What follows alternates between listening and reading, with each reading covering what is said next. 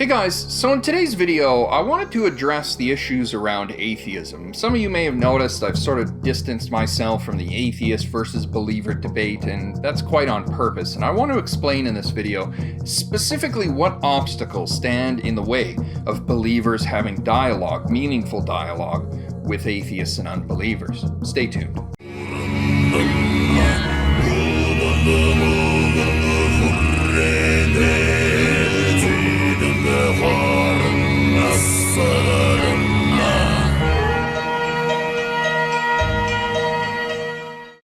So one of the things you'll most often come across when talking with atheists or debating with atheists is the request for proof, right? This is always what, it's like the holy grail of religious people on the internet, right? The proof of God or the proof of the afterlife, right? All these sorts of things. But the thing that you have to understand, right, before even getting into this dialogue is that the definition of proof will change depending on where you are. Proof is not just proof. There are many different kinds of proof. There's demonstrative proof. There's plausible proof, there's eyewitness account kind of proof, right? And these different forms of proof will not hold water in every situation and context. So for instance, in a court of law, eyewitness testimony is it's a definite form of proof. People will rely on eyewitness accounts as a form of evidence in order to convict someone in a court of law. But in the context of science, in the context of scientific inquiry, eyewitness testimony is not really worthwhile at all. And that's due to the fact that many scientists and investigators and statisticians and psychologists have shown that eyewitness accounts can be ambiguous. Sometimes people have a difficult time remembering details, or observations will be subject to expectations or beliefs, right? So this means that for the scientific investigation, for a person who's trying to make sense out of the world through the methods of science, you need irrefutable physical evidence that can be measured. That's the key word. Whatever it is that you present to an atheist as proof, it has to be measurable, it has to be definitive, it has to be material. But this fundamentally should stand out as a major problem, because what is it that religious people are trying to prove? They're trying to prove the existence of the afterlife, which is what? The end of the physical body. Everything physical about the individual has went into the dirt, right? So, trying to find physical proof for a non-physical reality is itself a situation that's problematic right from the outset.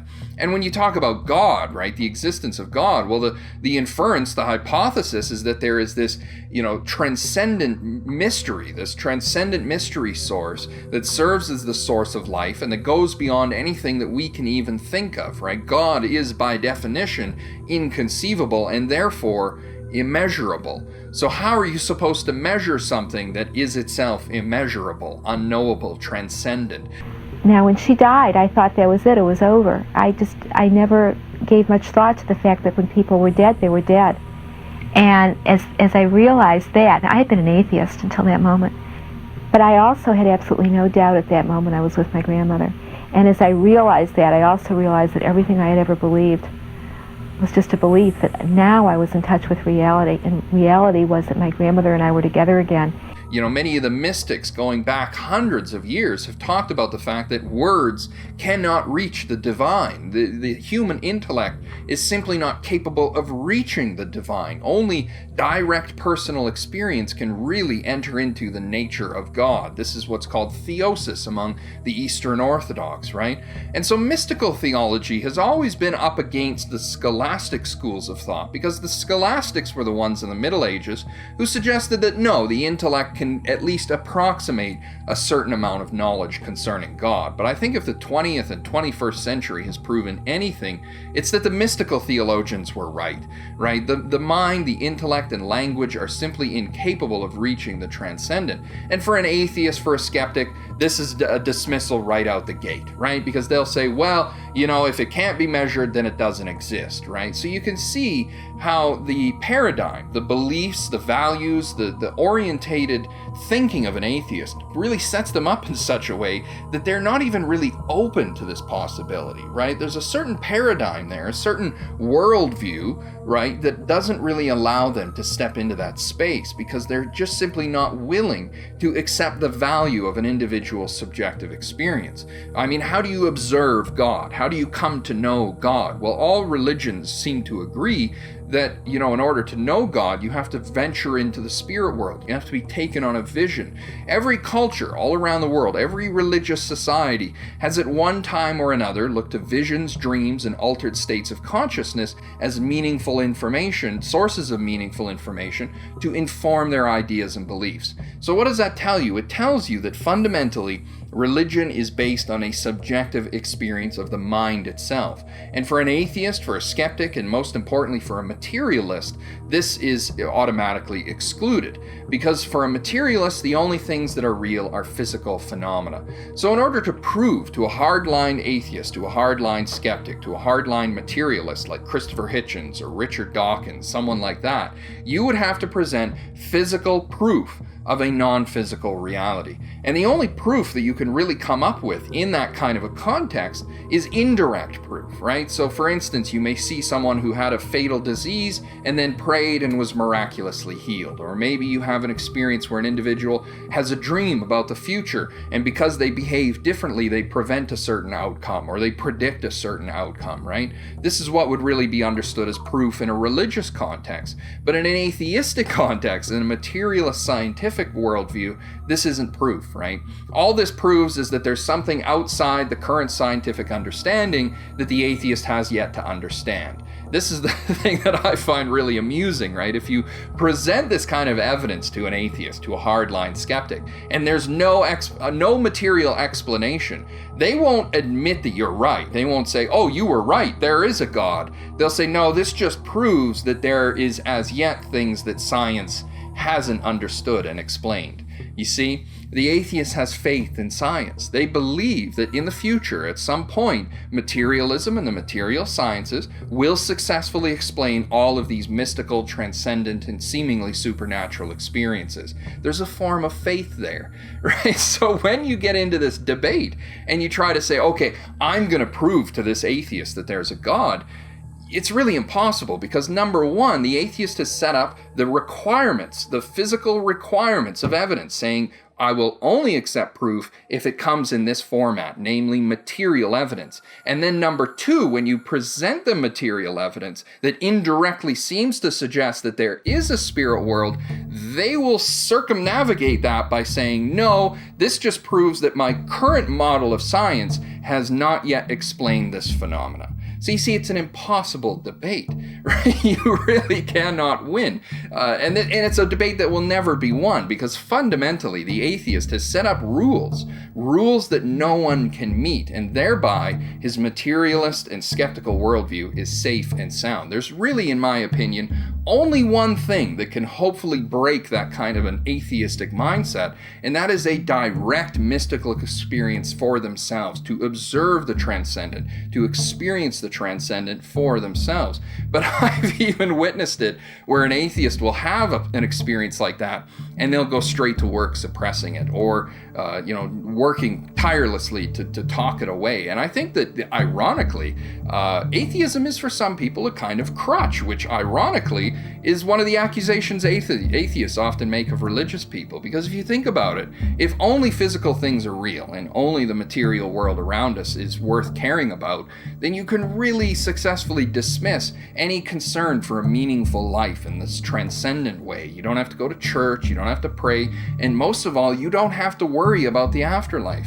You'll just go to sleep and nothing will happen. And who the hell doesn't like to sleep? It's like, I love to sleep, man. And I often think, atheists, they say, well, the afterlife beliefs are just a crutch. And I think, well, actually, especially from a Buddhist point of view, slipping into the oblivion of unconsciousness would be a tremendous gift. You just go to sleep, never wake up, no more suffering, no more worries, no more concerns. You just descend into oblivion. I mean, what the hell's bad about that?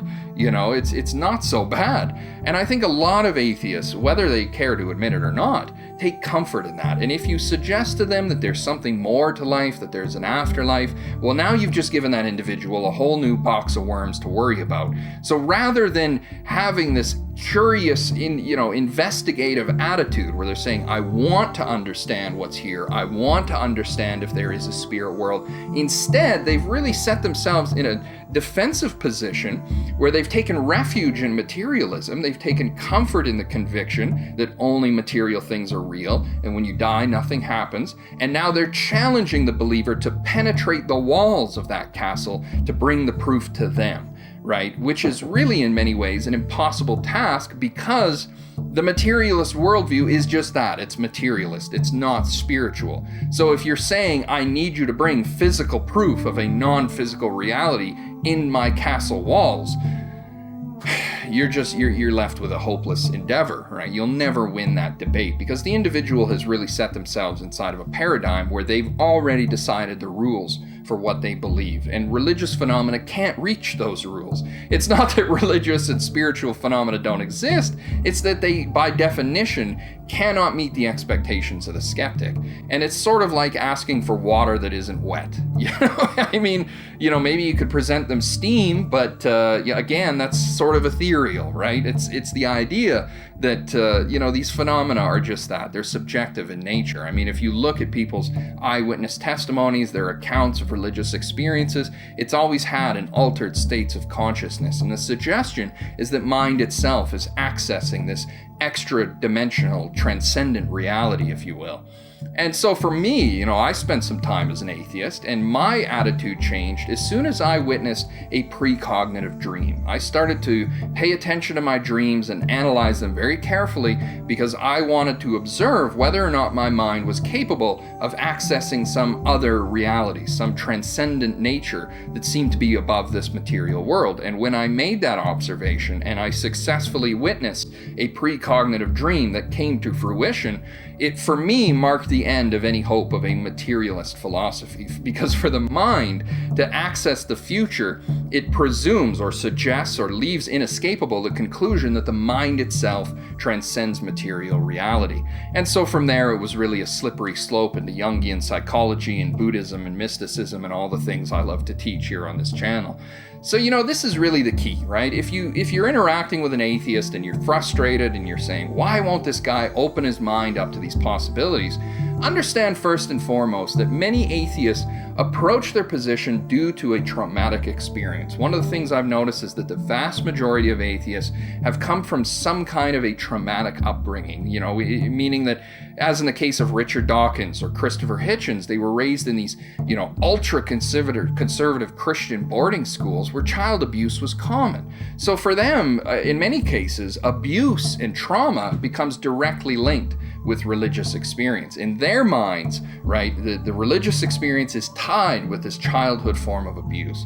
And so that biases one's point of view on these issues in a significant way. They're not looking at this issue from a unbiased, level-headed perspective. It is really a defensive mechanism. It's a defensive mechanism to protect themselves from what they feel to be the onslaught of this threatening ideology that just seeks to sap away their life, take up their time, swallow their mind up with meaningless concerns, right? You see, there's a tremendously subjective assessment of the religious experience that orientates their whole mindset in such a way as to see religious beliefs and ideologies as a major threat. And so that really skews the whole thing. You can't, consciously approach that situation with a level head. I mean, you're coming from a biased position right off the gate. So my advice to you guys, when you're dealing with atheists, or if you feel frustrated with unbelievers, recognize first and foremost the importance of compassion. And I would really go after, firstly, addressing whether or not that individual has had some kind of trauma in their life, whether or not they've experienced really negative things in their youth as a consequence of religion. And if that's the case, then the most effective thing you can do for them is to care for them, to show compassion, and to show them that religious people are supposed to be caring, loving individuals. And that witness in itself will help to undermine that fear, that anxiety, that repression. And then perhaps if you can lead them into a religious experience, they'll observe something for themselves. I always love to say, every atheist is just one religious experience away from believing in God. I mean, once you've observed it for yourself, you're no longer second guessing. You're no longer wondering. You know beyond a shadow of a doubt. And one of the wonderful things about going into the spirit world, something you'll hear in many eyewitness accounts, is that when you venture into that space, it isn't an intellectual form of knowing. It's an immediate sense of knowing. One of the things that's so fascinating is that when you come into that space, when you hear something or you learn something, you have this sense of remembering, as if you always knew this all along. So that we all have within ourselves this unconscious level of spiritual knowing that's always been there, and that exists in atheists as well. So if they're brought to that space and they observe that for themselves, they experience that, they know within the depths of themselves, this is the way things are. I mean, that's the end of it. That's really the end of the skepticism, right? Because it's a form of empiricism. You've been able to observe that for yourself. And I understood. And the odd thing about it was that it wasn't like I'd learned it. It wasn't like he taught me that I already knew it. It was more like remembering, more like that. One thing that I felt in this amazing, expansive state, I felt I was in like a realm of clarity where I understood everything. I understood why I had cancer. I understood that I was much greater. In fact, all of us are much greater and more powerful than we realize when we're in our physical bodies. Honestly, very nice being there. It felt like I had been there before. It felt very comfortable being there. I didn't feel like unsafe or anything. It was something that seemed so familiar, even though I had never been in that place before. I was very comfortable there. Everything was very peaceful. So it's not like I'm judging anything the way that I would judge it with my five senses. This is more so of a knowing. So I knew what this voice was. I already knew, like I'm familiar with it. And it was God. It was the voice of God that spoke to me and said, hey, yo, this is unconditional love. No matter how far you think you've gone, I'm still right there with you. And all these entities are kind of sending signals at you of just like, you're home, you did it, like it's done, you've come back out, welcome back home to kind of the real world. And there's this sense of remembering this is what's going on and having no doubt. But I think that's really my ultimate message on this to all of you guys, is don't entrust yourselves over to ideologies, whether atheistic or Christian or otherwise. Really go out and seek a spiritual experience for yourselves, and then you won't be left second guessing. That was my venture. That was my goal, was to get outside of all this meaningless bickering and dialogue and make the observation. Is there a spiritual reality? If so, how do we get there? And how do we know for certain ourselves? And that's really the driving motivation in many ways behind Enlighten University, what we're doing over there. I should mention as well, if you guys are interested in hearing more about my story, you can also check out my book, The Way of the Dream. But I want to just close this video by saying, this is a really difficult time we're living in. There is a tremendous amount of abuse that's taken place at the hands of religious authorities, and I think as difficult as it may be sometimes to have compassion on atheists, especially when they're acting, diminutive and kind of, exalting themselves and dismissing everything believers believe as if they've got it all worked out, that arrogance can be really aggravating. Even in spite of that, we still have to try and see beyond that, right? I know I saw once a debate or a dialogue that was happening, I believe it was in Oxford University, where, this man was triumphantly announcing how he'd abandoned Christianity in favor of atheism. And it was all so sophisticated, so, bourgeois, look at us, we're so sophisticated. And you have to understand the horrible irony of that for someone like me, because I don't think they're wrong. I know know they're wrong, right? I've observed it for myself. I know beyond a shadow of a doubt that there is a spiritual dimension beyond this life. I've had enough direct observation, enough direct experience to know for myself this is the way things are. And so to see these individuals who are so arrogant, so confident, so self-assured they're right, when you know they're wrong, that's a weird place to be. You know, it's like this whole institution's been built on a misinterpretation of the facts. It's really remarkable. But I'll end this video here, and as I said, you know, that's really my major message here is, number one, if you're debating with atheists and you're getting frustrated, understand that this debate is not one you're going to win, and focus instead on having your own direct mystical experiences, because that's where you're really going to get certainty, not from winning a debate with an atheist. You'll gain certainty from observing these things for yourself. And number two, when you deal with an atheist, recognize that they're probably coming from some form of trauma, and that should evoke within you a sense of compassion. And I think those two facts will do more to undermine the foundation of unbelief in our culture than probably anything else. And as always, thanks for watching.